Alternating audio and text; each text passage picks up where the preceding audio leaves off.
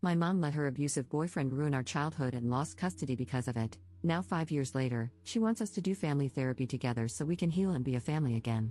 Posted by you/Pure Clown Energy. Hello all, I, 23F, am in a bit of a pickle, and currently, the majority of my family is against me.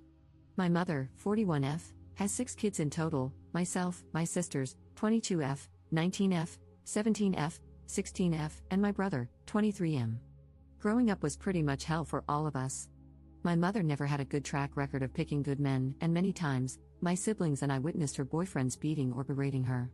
Her second boyfriend would often hit us when we were younger as well. There's a lot more to it, but then this post would be very long. However, about 5 years ago, my mother lost custody of my 3 younger sisters due to SA from her most recent ex-boyfriend. We didn't want our sisters in foster care, so my brother and I begged our grandmother to take them in until we could come up with a plan or take custody ourselves. Dramatic, I know, but in my eyes, it has always been my siblings and me against the world. My grandmother, the saint she is, took my sisters in and told my brother and me not to worry about getting custody because we should be focusing on our lives in college. While we were hesitant at first, we decided to head off to college to build up some stability. I ended up dropping out of college because I couldn't afford the tuition, but my brother graduated last year. My sisters have been happy living with my grandmother, and she loves having them around. She always says she gets to see her grandbabies every day, and it's a blessing. They are comfortable living with her, and my grandmother has no plans to stop caring for them. Now, back to my mom. When she lost custody, my siblings, my grandmother, and I all went no contact with her. About 2 months ago, my mother emailed me, saying she wanted to reconnect and do family therapy.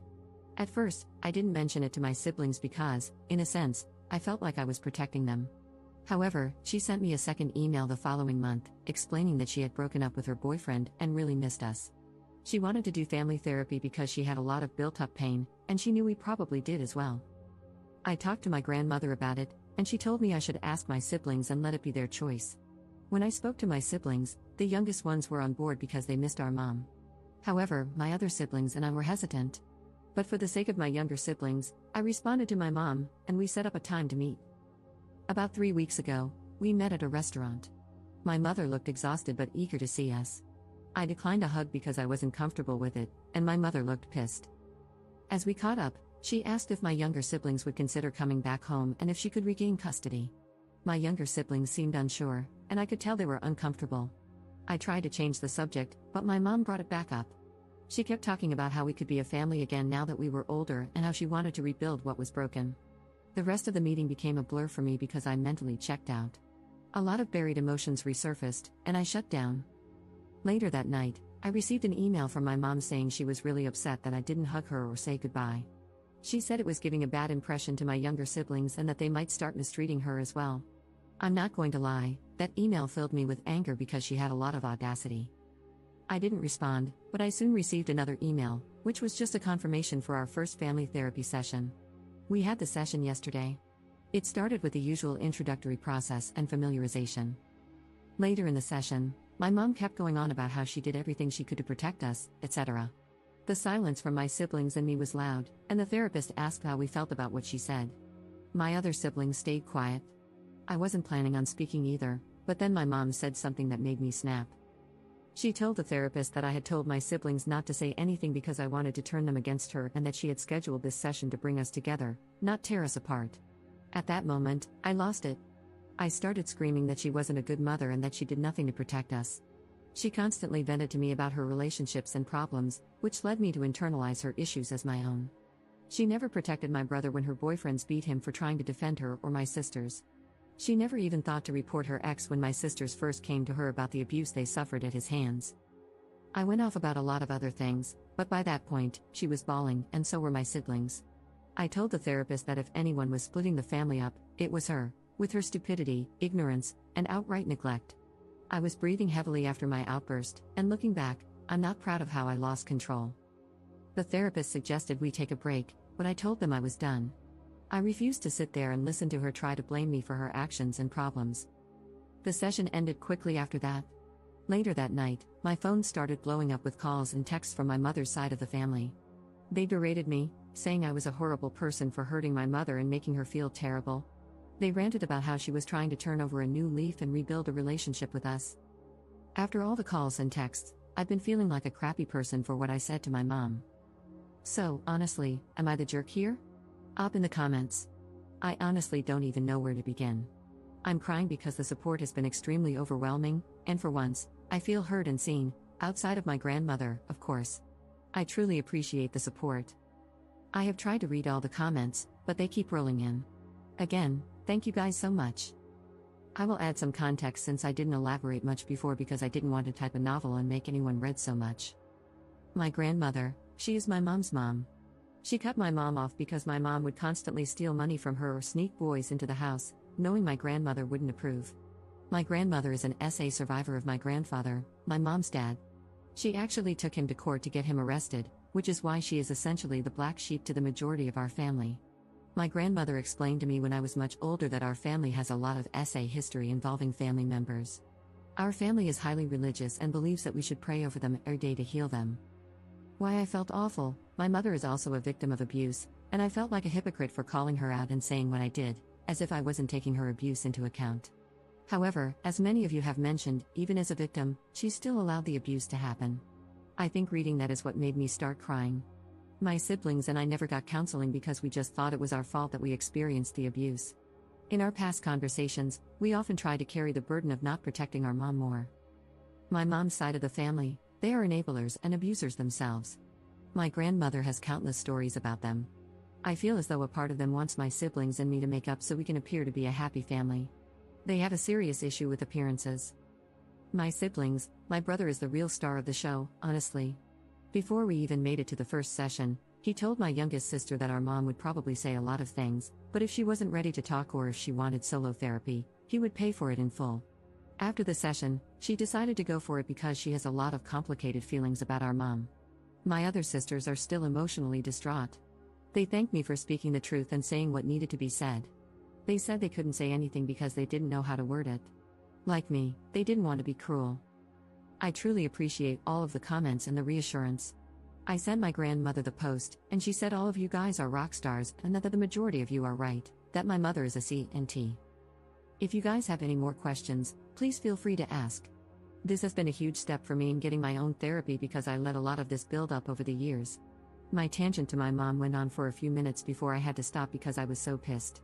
Update 1 day later. Hey all, update for those who wanted it. Also, heavy abuse trigger warning because I will get emotional and vent a bit later on in this update. If you are a childhood abuse survivor, I wouldn't recommend reading past this since it could possibly be triggering. My siblings and I have decided to go no contact with our mother for good. It was a hard conversation this morning, and I felt like a jerk again.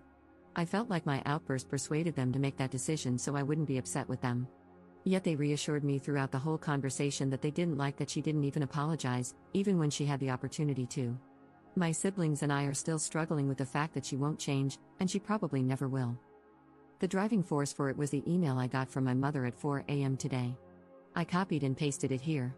Dear Juju, my nickname when I was younger, I am truly hurt and devastated that you went public with a private matter. Your Auntie May showed me your Reddit post, and yet you continue to try to villainize me. I was going to explain myself further in therapy, but I'm in a new relationship now with a very loving man. He was the main one who encouraged me to extend an olive branch to you all. I was going to surprise you and your siblings in therapy. However, you ruined it. I stayed my distance from you all because, after losing your sisters, it made me realize I couldn't even look at myself in the mirror anymore. It made me realize how much of a worthless piece of crap I was. You calling me a worthless WHRE of a mother was uncalled for. In those relationships, I couldn't just simply walk away. Where would I have gone? What about you guys? Do you not think it ate me up inside every time you cried? Every time I did try to protect you guys, only to get the crap beaten out of me? Being knocked out cold and not knowing if you were safe or not? Did any of that not matter to you? I'm trying to redeem myself while also being a victim, and you simply can't get your own head out of your rear. You bitch and complain about your pain, not realizing I was a victim too, Juju. We all were. I hate to sound harsh, but you're an adult and can hear these things now. I tried my damn hardest to protect you all. For you to crap on all my effort in your rant and call me almost every name in the book in front of our therapist, your siblings, and the blatantly visible disrespect to me? All of it was truly uncalled for. I will not have contact with you until you apologize to me for what you said. You broke my heart, Juju, but Mama still loves you. And me going no contact with you is to show that you can't just hurt someone because you yourself are hurting. I will be over to see your sisters later at my mom's place to talk one-on-one with them. I would appreciate it if you were there to apologize. But if you will not, then I highly ask that you not be there. The email really crushed me. I completely understand that she was a victim as well. Like I also mentioned to a kind Redditor who messaged me last night, she did provide what she could. Yet there were many moments we either went hungry or without some necessities. One of my most embarrassing moments was asking strangers on the street for money so my sisters and I could get pads and tampons. My mom's third boyfriend threw ours out because he didn't believe in periods. That whole ordeal, among others, was so damn humiliating. I got a mixture of anger and sadness when she said she tried her hardest to protect us. Where was that determination when her boyfriends would beat the hell out of me and my older brother because we didn't want them alone with our sisters or touching our younger sisters?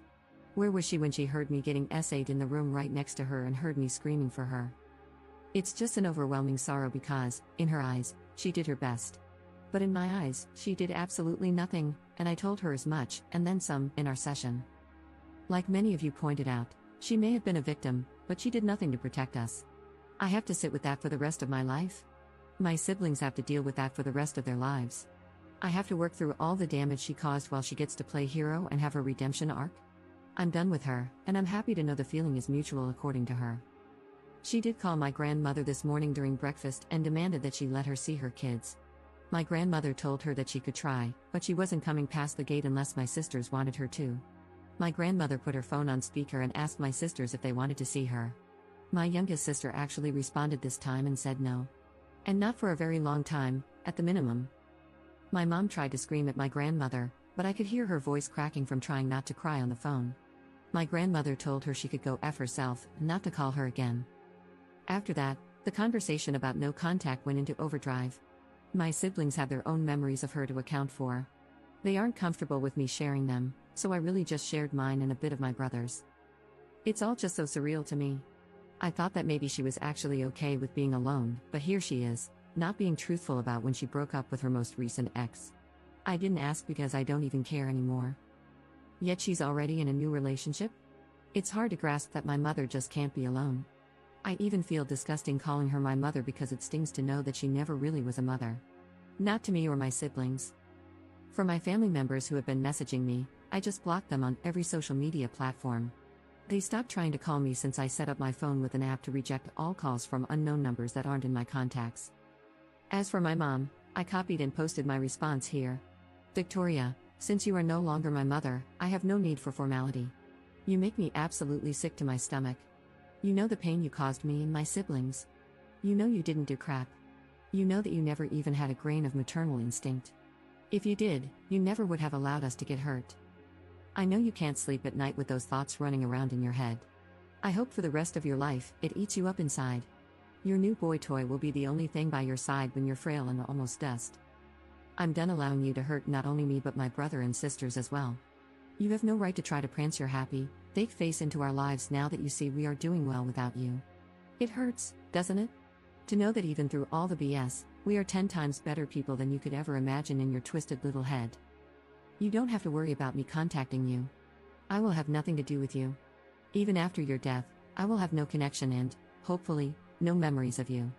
You may still be alive and breathing, but to me, you are a shallow corpse of a stranger, and I intend to keep it that way. You live in a fantasy world, and I hope on your deathbed, you have such a crippling feeling of regret that you croak on the spot. Don't ever contact me or my siblings again. My brother wants you to know he'll spit on your grave if he ever finds out you died, so sleep well with that, you effing beach. I'm not too proud of my response, but at this point, she is dead to me. She should have been a long time ago, but it felt so good to get that pain from the most internal part of my chest.